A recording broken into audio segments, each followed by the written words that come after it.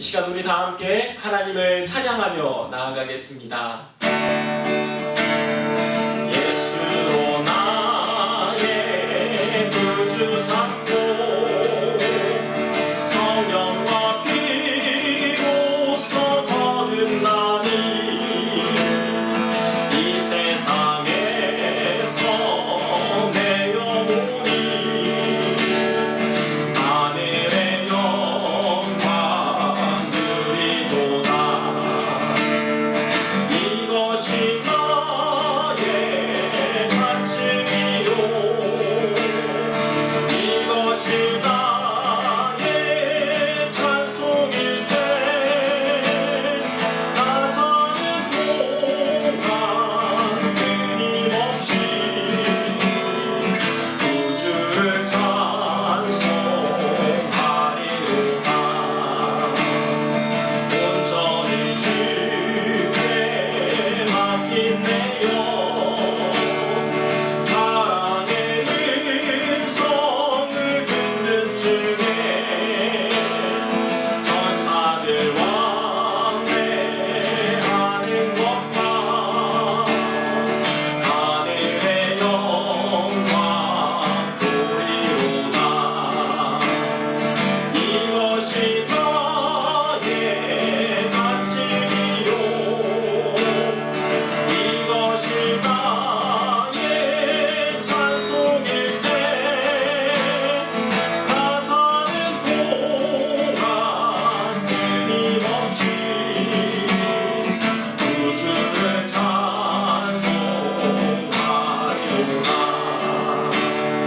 주 안에 기쁜 누림으로 마음의 풍랑이 잔잔하니 세상과 나는 강도 없고 구속한 주만 보리도다. 이것이 나의 간증이요 이것이 나의 찬송일세. 나 사는 동안 끊임없이 구주를 찬송하리로. 이것이 나의 간증이요 이것이 나의 찬송일세. 나 사는 동안 끊임없이 구주를 찬송하리로다. 이 시간 힘차게 주님의 사랑을 찬양하며 나아가겠습니다. 영창된 주님의 사랑과 거룩한 보혈의 공로를 우리 다 찬양을 합시다. 주님을 만나볼 때까지 예수는 우리를 깨끗게 하시는 주시니 그의 피 우리를 눈보다 더 이게 하셨네. 우리를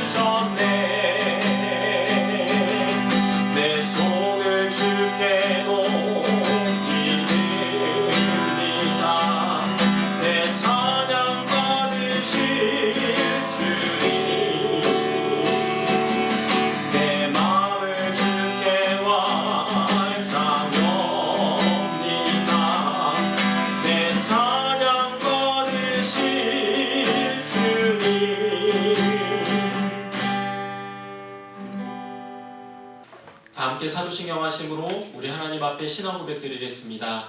전능하사 천지를 만드신 하나님 아버지를 내가 믿사오며 그 외아들 우리 주 예수 그리스도를 믿사오니 이는 성령으로 잉태하사 동정녀 마리아에게 나시고 본디오 빌라도에게 고난을 받으사 십자가에 못 박혀 죽으시고 장사한 지 사흘 만에 죽은 자 가운데서 다시 살아나시며 하늘에 오르사 전능하신 하나님 우편에 앉아 계시다가 저리로서 산자와 죽은 자를 심판하러 오시리라. 성령을 믿사오며 거룩한 교회와 성도가 서로 교통하는 것과 죄를 사하여 주시는 것과 몸이 다시 사는 것과 영원히 사는 것을 믿사옵나이다. 아멘. 하나님 아버지, 오늘도 약속한 시간을 지켜 하나님께 예배드리며 찬양과 영광을 올려드리게 하심에 감사합니다.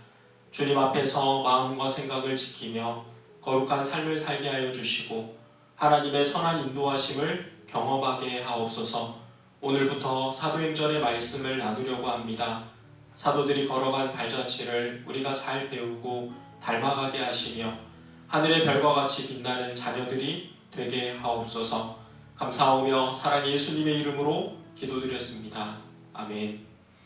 이 시간 우리가 함께 읽을 말씀은 사도행전 1장 8절 말씀입니다. 사도행전 1장 8절 말씀을 우리가 한 목소리로 읽도록 하겠습니다. 다 함께 읽겠습니다. 오직 성령이 너희에게 임하시면 너희가 권능을 받고 예루살렘과 온 유대와 사마리아와 땅끝까지 이르러 내 증인이 되리라 하시니라.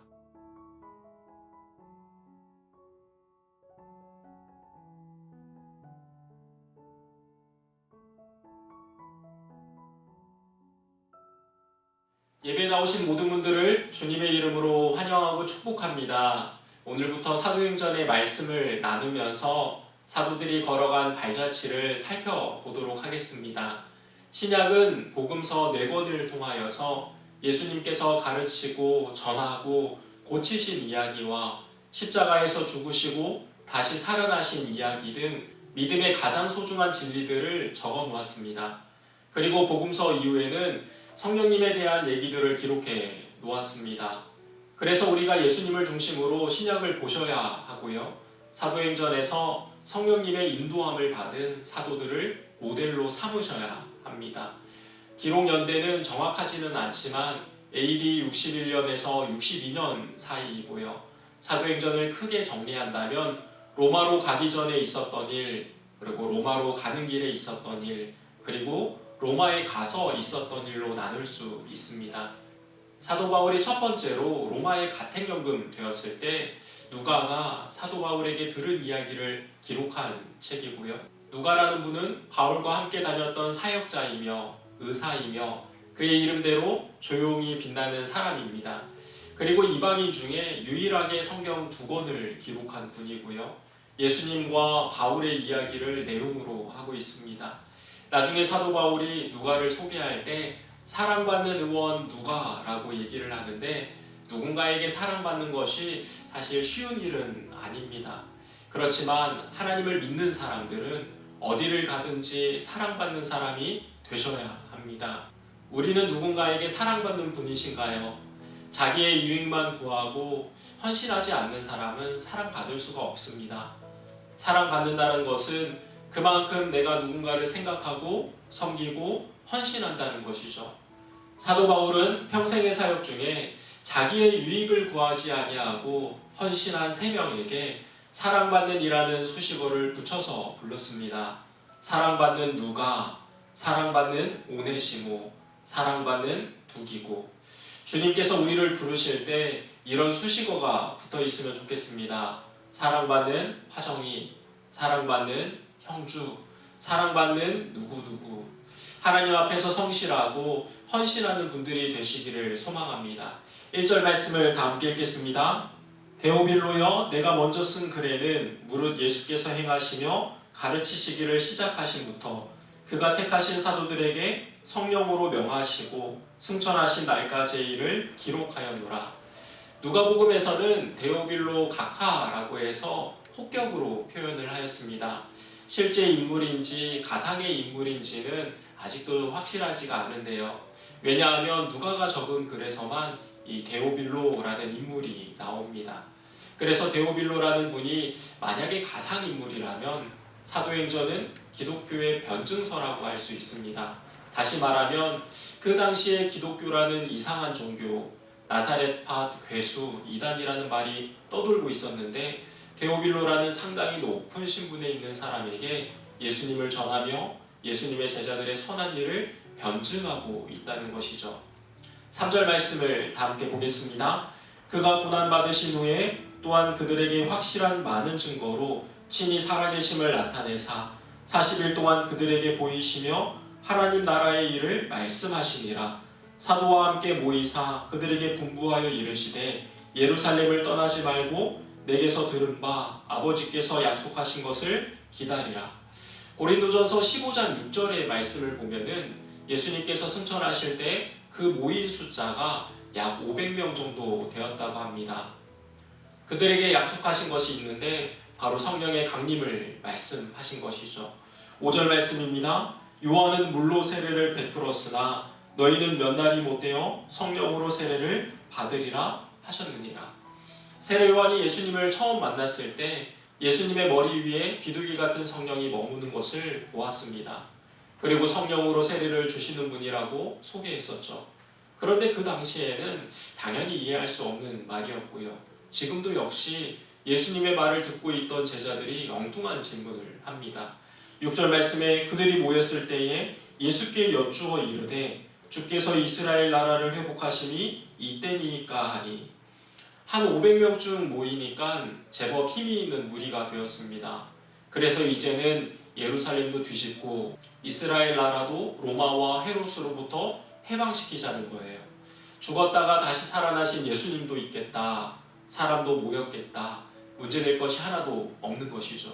7절 말씀에 이르시되 때와 시기는 아버지께서 자기의 권한에 두셨으니 너희가 알 바 아니요.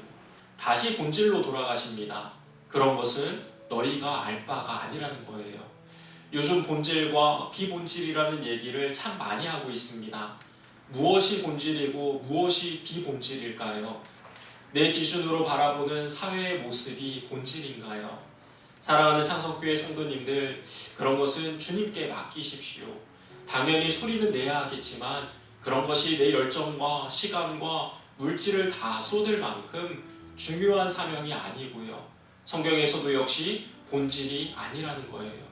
주님이 2021년에 오십니까? 너희가 알 바 아니요. 주님이 이 나라를 한번 엎어야겠습니다. 너희가 알 바 아니요. 큰 무리를 만들어서 힘을 좀 가져야겠습니다. 너희가 알 바 아니요.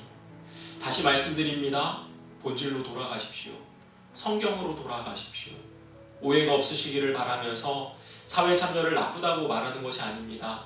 우리 그리스도인들에게 더 중요한 본질이 있다는 거예요. 그 본질이 8절에 적혀 있습니다. 우리 한번 다 함께 읽어볼까요? 시작. 오직 성령이 너희에게 임하시면 너희가 권능을 받고 예루살렘과 온 유대와 사마리아와 땅끝까지 이르러 내 증인이 되리라 하시니라.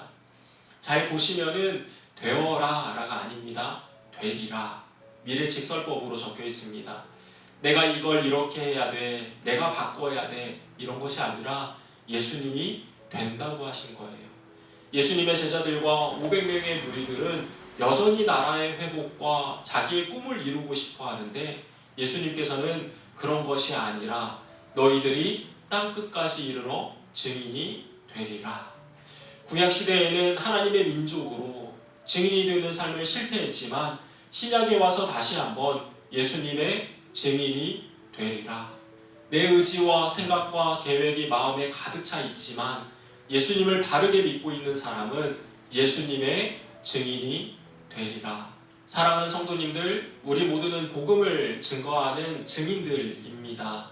창조주 하나님을 증거해야 되고 인간이 타락했음을 전해야 하고 예수님의 십자가와 부활 그리고 심판주 하나님을 마음에 심어주셔야 합니다. 그리고 주님의 말씀대로 우리는 그렇게 될 것입니다. 땅끝까지 이르러 증인이 되리라. 아멘. 9절 말씀을 보겠습니다. 이 말씀을 마치시고 그들이 보는데 올려져 가시니 구름이 그를 가리어 보이지 않게 하더라. 뭔가 좀 될런가 했는데 그렇게 말씀하시고 하늘로 올라가 버리신 것이죠. 그러니까 그 많은 사람들이 이번에는 다시 내려오실런가 하고 하늘만 바라보고 있습니다. 10절 말씀에 올라가신 때에 제자들이 자세히 하늘을 쳐다보고 있는데 흰옷 입은 두 사람이 그들 곁에 서서 이르되 갈릴리 사람들아 어찌하여 서서 하늘을 쳐다보느냐 너희 가운데서 하늘로 올려주신 이 예수는 하늘로 가심을 본 그대로 오시리라 하였느니라. 여기는 사람이라고 되어 있지만 하나님께서는 천사를 보내신 것이죠. 이 정도는 그냥 보시고 아셔야 됩니다. 그리고 천사들이 제자들과 갈릴리 사람들에게 예수님이 다시 본 그대로 내려오실 것임을 알려줍니다. 스가랴서에 보면은 하나님의 발이 감난산에 서게 될 것이고 산은 남북으로 갈라질 것이다 라는 말씀이 있습니다. 그래서 예수님은 다시 재림하실 때 감난산으로 오시지 한국으로 안 오십니다. 시중에 떠돌아다니고 있는 재림 예수라고 하는 사람들, 그 사람들 말이 다 거짓말인 것이죠. 내가 원하는 것을 보려 하지 마시고 성경에 적혀 있는 것을 보려고 하십시오. 그러면 실수도 줄어듭니다. 12절 말씀입니다. 제자들이 감람원이라 하는 산으로부터 예루살렘에 돌아오니 이 산은 예루살렘에 가까워 안식일에 가기 알맞은 길이라. 들어가 그들이 유하는 다락방으로 올라가니 베드로, 요한, 야고보, 안드레와 빌립, 도마와 바돌로메, 마테와 및 알페오의 아들 야고보, 셀롯인 시몬, 야고보의 아들 유다가 다 거기 있어. 전에는 예수님의 부활을 목격했음에도 불구하고 다들 물고기 잡으러 갔었는데 예수님의 승천을 목격한 이후에는 아무도 돌아가지 않습니다. 기독교의 절기 중에 부활절, 성탄절도 중요하지만 제 생각으로는 승천절도 너무 중요한 절기라고 봅니다. 천주교에서는 승천절을 따로 지키는데 우리도 예수님의 승천의 의미를 다시 생각하면서 소중히 지켜야 하지 않을까요? 그래서 제자들이 예수님의 승천을 목격한 후에는 재림신앙과 천국소망, 성령 충만을 사모하면서 기도에 힘쓰는데요. 그렇다고 기도만 한 것이 아닙니다. 먼저는 가룟 유다가 있었던 비어있는 자리에 사람을 세웁니다. 22절 말씀입니다. 항상 우리와 함께 다니던 사람 중에 하나를 세워 우리와 더불어 예수께서 부활하심을 증언할 사람이 되게 하여야 하리라 하거늘. 봉사와 성도들을 섬기는 일, 예수님을 증거하는 직무를 맡아야 하기 때문에 아무나 세울 수가 없는 것이죠. 그래서 초창기 멤버 중에 마가의 다락방에 모여있는 120명에서 한 명을 세우기로 하고요. 그 중에 마띠아와 요셉 두 후보가 뽑히게 됩니다. 두 명 다 많은 사람들에게 인정을 받고 증명이 된 분들인 거예요. 그리고 한 명은 제비 뽑아 비어있던 사도의 자리에 세우게 됩니다. 참 좋은 방법이라고 생각이 되는데요. 사람의 투표도 있었고 마지막에는 하나님께 맡긴 것이죠. 그래서 사실 교회는 민주주의가 아니고 신주주의입니다. 주님께서 그 길을 인도하여 주시고 성령님께서 우리의 마음을 주관하신다라는 거예요. 이렇게 뽑힌 마띠아는 나중에 주님을 위해서 순교합니다. 우리가 어떤 일을 결정할 때 누구누구의 편을 가르는 것이 아니라 성령님께서 우리의 마음속에 하나 되게 하시기를 소망합니다. 우리 교회가 코로나라는 시기에 더한 마음이 되고 주님의 평화람과 은혜가 가정 가운데 넘치시기를 주님의 이름으로 축원합니다. 정리하겠습니다. 첫 번째로 누군가에게 사랑받는 분이신가요? 성실하고 충성된 분들이 되셔서 주님께서 우리를 향해 사랑받는 누구누구라고 불러주시기를 축원합니다. 두 번째로 본질과 비본질을 잘 분별하시기를 바랍니다. 길이 아닌 곳으로 가지 마시고요. 내게 주신 사명이 무엇인지 다시 찾으시기를 바랍니다. 내 증인이 되리라. 세 번째로 어떤 일이든지 성령님께서 한 마음을 주셔서 평안함으로 사역을 감당하는 우리 교회와 성도님들이 되시기를 주님의 이름으로 축원합니다. 기도하겠습니다. 하나님 아버지, 예수님께서 약속하셨던 성령님이 오심으로 인하여서 온 교회의 권능이 충만하고 땅끝까지 이르러 주님의 증인이 된 사람들이 세워짐에 감사합니다. 사도들이 걸어간 발자취를 잘 배워서 신실한 주의 증인들이 되게 하시며 하나님만 홀로 영광 받아 주시옵소서. 코로나 시기에 우리의 마음을 잘 지키며 믿음과 신앙이 성장하게 하여 주시고 어려움을 겪지 않도록 주님의 선하신 손으로 도우시고 인도하여 주시옵소서. 감사하오며 사랑의 예수님의 이름으로 기도드렸습니다. 아멘. 이제는 우리 구주 예수 그리스도의 은혜와 하나님의 사랑과 성령님의 교제하심이 오늘도 주님을 더 알기를 사모하며 사도들이 걸어간 발자취를 묵묵히 따라가기로 결단하는 머릿속의 모든 성도들 가운데, 가정과 자녀들 가운데, 이 땅에 섬기고 있는 사역자들과 선교사님들 가운데 이제로부터 영원토록 함께 있을지어다. 아멘. 예배를 모두 마쳤습니다. 오늘도 주님을 생각하며 평안하고 복된 하루가 되시기를 또 축원합니다.